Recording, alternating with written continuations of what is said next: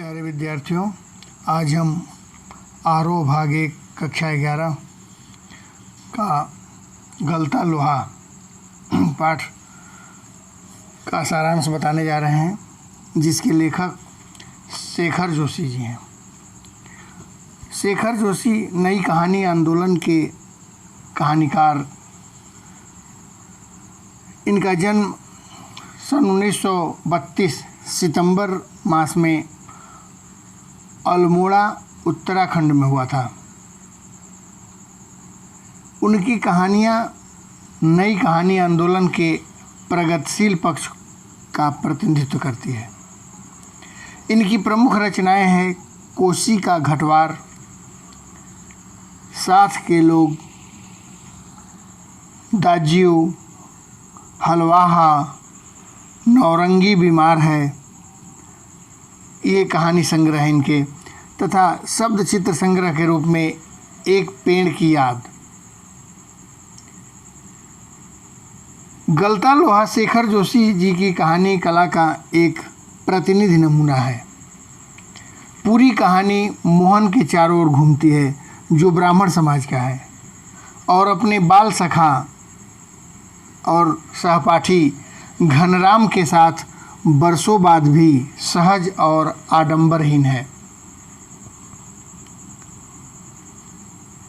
समाज के जातिगत विभाजन पर कई कोणों से टिप्पणी करने वाली यह कहानी दिखावा नहीं बल्कि वास्तविक गंभीरता से भरी हुई है। जैसा कि शीर्षक ही है, गलता लोहा, जो लोगों के मस्तिष्क में लोहे की भांति बैठ गया है कि यह कारीगर मोहल्ला है, यह कारीगरों का टोला है, उधर नहीं जाना है, उनके यहाँ नहीं बैठना है। इस तरह की मानसिकता का इसमें खंडन हुआ है। ये सारी मानसिकता को समाप्त कर देता है मोहन, जो पंडित का लड़का है। कहानी में लोहार के बेटे घनराम, तेरे दिमाग में तो लोहा भरा हुआ है, उसमें विद्या का ताप कहाँ से आएगा।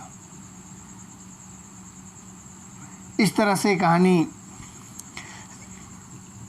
में बताया गया है कि किस तरह से एक लोहार का लड़का और एक पंडित का दोनों आपस में मित्र हैं। कहानी का आरंभ कुछ इस तरह से होता है। पंडित जी चिंतित हैं, उम्र उनका अधिक हो गया है, पुरोहिती का कार्य करते हैं, अब उनसे चला नहीं जाता, तो अपने मोहन की ओर मुखातिब होकर के कहते हैं कि चंद्रदत्त के यहाँ रुद्री पाठ करना है। रुद्री पाठ शंकर भगवान का किया जाने वाला पाठ। चूँकि यहाँ से उसकी दूरी अधिक है, पहाड़ी की चढ़ाई है, मैं कमज़ोर हो गया हूँ, अब नहीं जा सकता, वो सुना रहे हैं। और ऐसा नहीं है कि मोहन उनका पुत्र नहीं समझ पा रहा है, वो समझ रहा है कि पिताजी क्या कहना चाहते हैं। उनके कहने का भाव यह था कि अब तुम इस काम को संभालो और करो। लेकिन मोहन मजबूर था, कुछ नहीं बोला, क्योंकि उसे पूजा पाठ अनुष्ठान इत्यादि का ज्ञान उसने अर्जन नहीं किया था। इसलिए वह हंसुआ उठाता है, घास काटने का एक औजार, और निकल पड़ता है खेत को साफ करने के लिए, ताकि पिताजी का कुछ हाथ बटाया जा सके। घर से निकलता है हंसुआ लेकर, तो देखता है उस पर धार ही नहीं है, वो घास काट ही नहीं पाएगा, ऐसे पड़ा हुआ था। तो सोचता है कि अपने मित्र धनराम के यहाँ चलें और उससे उस पर धार लगवा लें। जब धनराम के यहाँ पहुँचता है मोहन, तो हंसुआ को देता है, उसका मित्र धनराम उस पर धार लगा देता है। उसके बाद भी मोहन उसकी दुकान में बैठा रहता है और बैठ करके देखता है उसके कामों को। फिर दोनों अपनी पुरानी यादों में खो जाते हैं। मोहन पूछता है कि घनराम मास्टर त्रिलोक सिंह, जो दोनों को पढ़ाए थे, के बारे में जब पूछता है तो धनराम कहता है कि वो पिछले साल ही गुजर गए। घनराम बोला, मास्टर साहब क्या आदमी थे। उनका कड़क आवाज़, विद्यालय में खेलते हुए बच्चों से प्रार्थना कराने व मोहन के विषय में पूछना। वो जब आते विद्यालय में पुरानी बातों में खो जाते हैं सब। जब विद्यालय में आते मास्टर साहब तो सबसे पहले पूछते मोहन कहाँ है, प्रार्थना हुई कि नहीं, क्योंकि मास्टर त्रिलोक सिंह पंडित जी के लड़के मोहन को ही इस पूरे स्कूल का मॉनिटर बनाए थे। वही आता था और आकर प्रार्थना भी करवा देता था। प्रार्थना होती थी, हे प्रभु आनंददाता ज्ञान हमको दीजिए, और वो दूर से ही आते समय सुन लेते। मास्टर साहब उसे कमज़ोर बच्चों को दंड देने का भी अधिकार दे दिया था। घनराम ने भी मोहन से मास्टर साहब के आदेश पर कई बार दंडे खाए थे।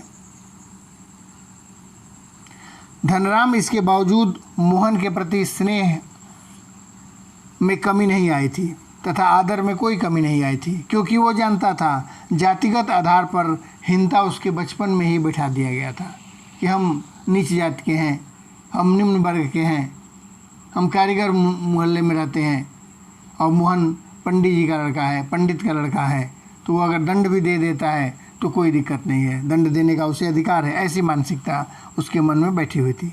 मास्टर त्रिलोक सिंह सदैव यह कहा करते थे कि मोहन एक दिन बहुत बड़ा आदमी बनकर स्कूल का नाम रोशन करेगा। ये बार बार बातें कहते थे। पढ़ने में होनहार था भी मोहन।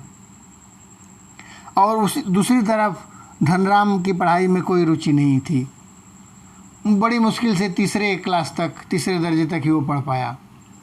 एक दिन मास्टर साहब ने उसे 13 के पहाड़ा याद करने के लिए कहा तो एक शब्द भी नहीं बोल पाया, तो उसे ही वो भेजे, जाओ डंडा काट करके लाओ छड़ी पीटने के लिए, देखता हूँ कैसे याद नहीं होता है।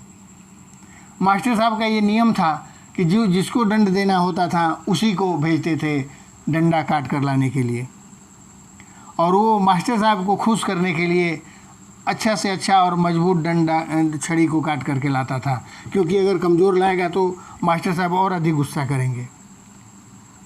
डंडा ला करके रख दिया गया। पूरे दिन घनराम पहाड़ा को याद करता रहा। धनराम के पहाड़ा याद फिर भी 1-2 से अधिक वो नहीं कर पाया। पहाड़ा उसे याद नहीं हुई, पूरे दिन लगा रहा। फिर भी प्रतिदिन की भांति मास्टर साहब ने ऐसा इस बार नहीं किया। उसने डंडे को मोहन धनराम के ऊपर छड़ी का प्रहार उन्होंने नहीं किया। उस दिन अपनी वाणी का प्रहार किया और कहा, तुम्हारे दिमाग में तो लोहा भरा हुआ है, विद्या का ताप वहाँ कैसे आएगा, विद्या की गर्मी कैसे आएगी, विद्या तुम्हारे दिमाग में कैसे जाएगा, तुम्हारे दिमाग में तो लोहा भरा हुआ है और बैठा हुआ है। चूँकि वो लोहार का लड़का था, उसके पिताजी लोहे का कार्य करते थे, कारीगर थे, इसलिए व्यंग बोलते हुए मास्टर त्रिलोक सिंह ने ऐसा कहा। और 5-6 दरातियों को निकाल करके, दरातियाँ घास काटने का औजार होता है, कृषि कार्य में उपयोग होता है, उन दरातियों को 5-6 अपने झोले से निकाल करके उसे दे दिए कि इस पर धार लगवा करके लाना, तो पढ़ाई तुम्हारे बस का नहीं है। दूसरी तरफ धनराम के पिता जो थे वो बचपन से ही उसे हथौड़ा चलाने की विद्या सिखाते रहते थे। दोनों में अंतर यह था, घर में भी वो मार खाता था। अंतर यह था कि मास्टर त्रिलोक सिंह छड़ी चुनने का अधिकार धनराम को देते थे कि चुन करके लाओ, जबकि उसके पिता घर में जो भी औजार हाथ में जो भी रहता था उसके पास, वो उसे उसी से पीटने लगते थे अगर ज़रा सी भी गलती होती थी। तो धीरे धीरे धनराम लोहे के कारीगरी का कार्य सीखता रहा। अचानक उसके पिता गंगाराम की मृत्यु हो गई। गंगाराम धनराम के पिताजी का नाम था। अचानक उसका देहांत उनका हो जाता है और उनके स्थान पर धनराम अपना कार्य संभाल लेता है। कब गंगाराम के दुकान को धनराम के दुकान के रूप में जाना जाने लगा, ये किसी को पता भी नहीं चला। बंशीधर तिवारी जो मोहन के पिता थे, अपने बेटे को बड़ा आदमी बनने का स्वप्न देख लेते हैं। पढ़ने में होशियार था भी, स्वप्न देखना जाहिर सी बात थी। वो पुरोहिती के कार्य से बड़ी मुश्किल से ही घर परिवार चला पाते थे, इसलिए सोचते कि लड़का होनहार है, पढ़ने में होशियार है, तो ये अधिकारी बन जाएगा तो हम लोगों के घर की गरीबी दूर हो जाएगी। इसलिए मोहन के पिता ने उसे गांव से 4 मील दूर जो विद्यालय था उसमें उन्होंने उसका नामांकन करवा दिया, एडमिशन करवा दिया, जिसमें 2 मील 4 मील से तात्पर्य 1 मील में लगभग 1.5 किलोमीटर के आसपास होता है, तो 4 मील मतलब 6 किलोमीटर के आसपास वो विद्यालय था जहाँ पढ़ाई 6 से शुरू होती थी। 5वीं तक तो वो पढ़ लिया था। उसमें 2 मील अर्थात 3 किलोमीटर की लगभग पहाड़ी चढ़ाई थी और बाकी आगे जाकर एक नदी पड़ती थी जिसमें अचानक पानी बढ़ जाता, कभी कम होता। रोज़ आने जाने में संकट था। 6 किलोमीटर 3 किलोमीटर पहाड़ी और नदी को पार करके, इसलिए पंडित बंशीधर ने उसे नदी के उस पार ही अपने एक यजमान के यहाँ रुकने की व्यवस्था कर दी। तो मोहन वहीं रुकता रहता था और प्रतिदिन वहीं से विद्यालय जाना आना करता था, स्कूल जाता था।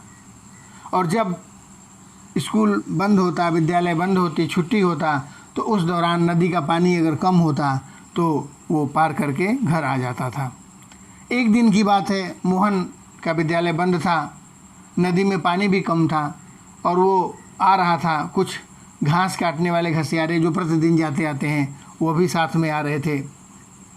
अचानक पानी का बहाव बढ़ने लगा, उसमें पत्ते घास इत्यादि बहते हुए आ रहा था। तो घसियारे जो प्रतिदिन जाते आते थे उनको पता चल गया कि पानी अचानक, पहाड़ी नदी थी, पहाड़ी पर पानी कहीं रुका था, अचानक बहाव हो गया बारिश होने की वजह से।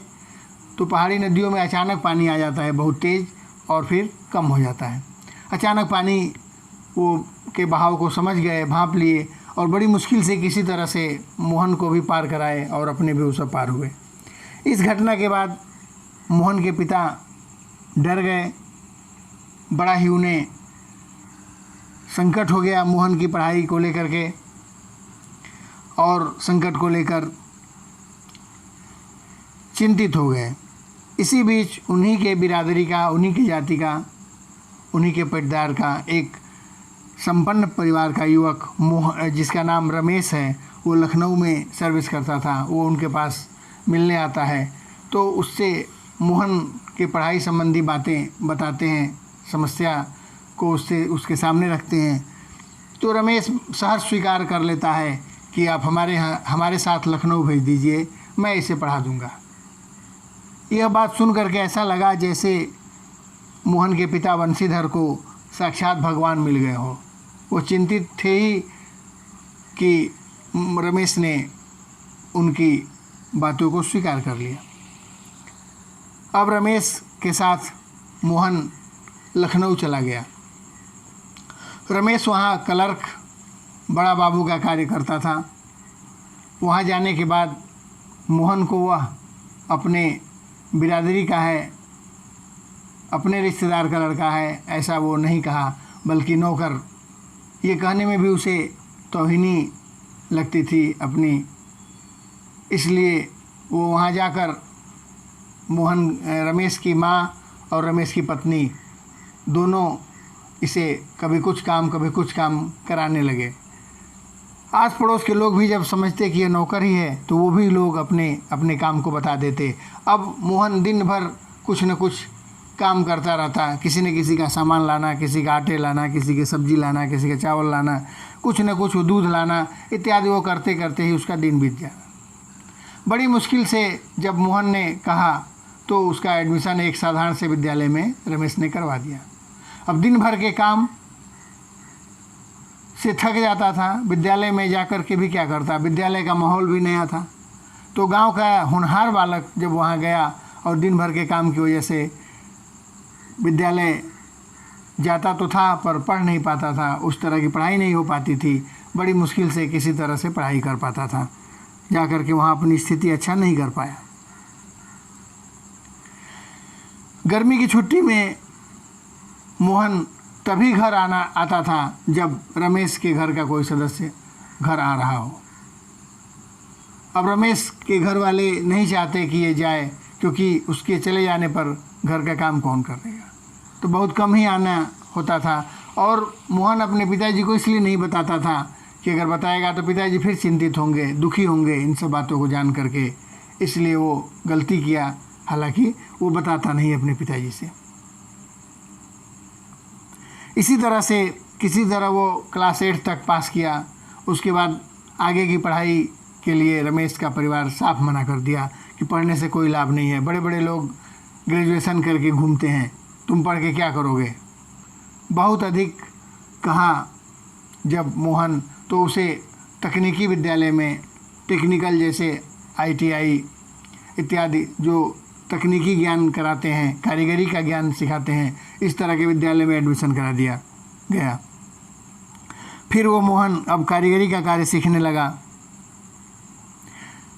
वो जब पूर्ण हो गया तो 1.5-2 वर्ष बाद जब वो कारीगरी का कार्य सीख लिया तो अपनी नौकरी के लिए वह, अपने पैरों पर खड़ा होने के लिए वह कारखानों का चक्कर काटने लगा, घूमने लगा, कहाँ से कोई फैक्ट्री में कहीं काम मिल जाए। जब पिताजी को, मोहन के पिताजी को वास्तविकता का पता चला तो उन्हें बड़ा दुख हुआ। और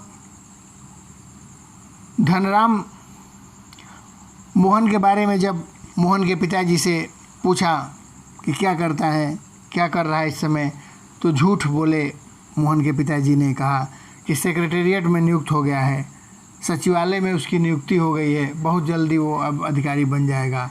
और झूठ बोल करके जल्दी से वहाँ से निकल गए।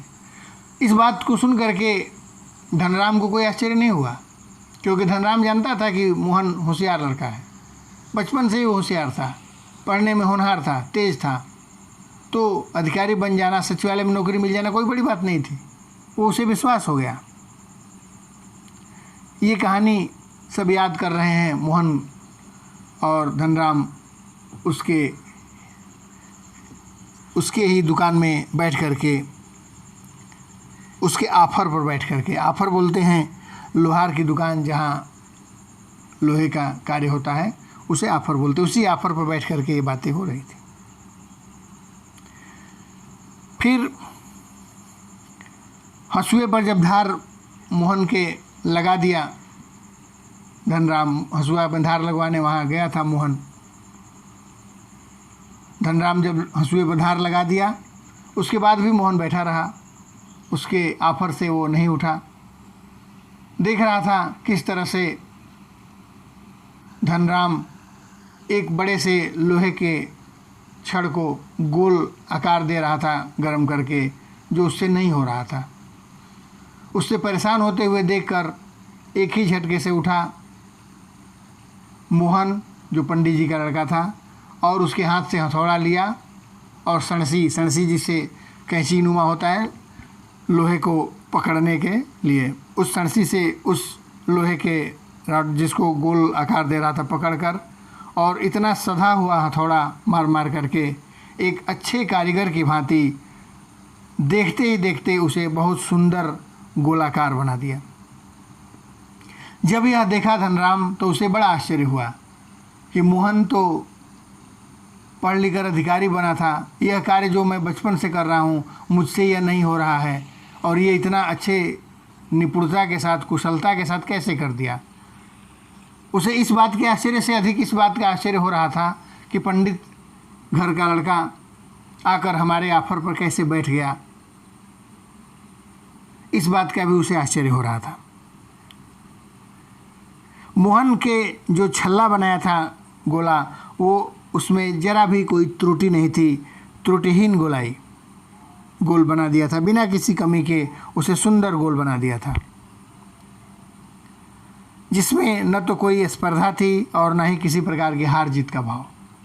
कोई कंपटीशन के तहत नहीं बनाया था और ना ही कोई जीतने और हारने के उद्देश्य से, बल्कि वो ये बताना चाहता था और ऑफर पर इसलिए बैठा धनराम के कि वो बता देना चाहता था। इसी कहानी का यही भाव है यहाँ पर कहानी का, गलता लोहा, जो लोगों के मस्तिष्क में जाति व्यवस्था का जो लोहा की भांति दिमाग में बैठ गया है, जो समाप्त नहीं हो सकता कि यह कारीगर मोहल्ला है, यह निम्न वर्ग का मोहल्ला है, उधर बड़े वर्ग के लोग, बड़ी जाति के लोग नहीं बैठ सकते। बैठना कहना भी गुनाह है। अगर कारीगर वर्ग का कोई व्यक्ति उच्च जाति के लोगों को अगर अपने यहाँ बैठने का कह भी दे तो बहुत बड़ा अपराधी है, वो बहुत बड़ा अपराध कर दिया वो अगर कह दिया तो। इस तरह की भावना थी उन लोगों के अंदर। उस भावना का अंत मोहन ने किया। उस पर बैठा, उसकी दुकान में बड़ी देर तक बैठा रहा। तो यही गलता लोहा जो मन में बैठा हुआ है लोगों के, वो अब लोहा पिघल रहा है, गल रहा है। इस बात को बता रहे हैं लेखक। इस तरह से कहानी संपन्न हुआ। किसी भी तरह की अगर समस्या हो तो निश्चित रूप से कमेंट बॉक्स में लिखें, उसे यथाशीघ्र दूर करने का प्रयास किया जाएगा।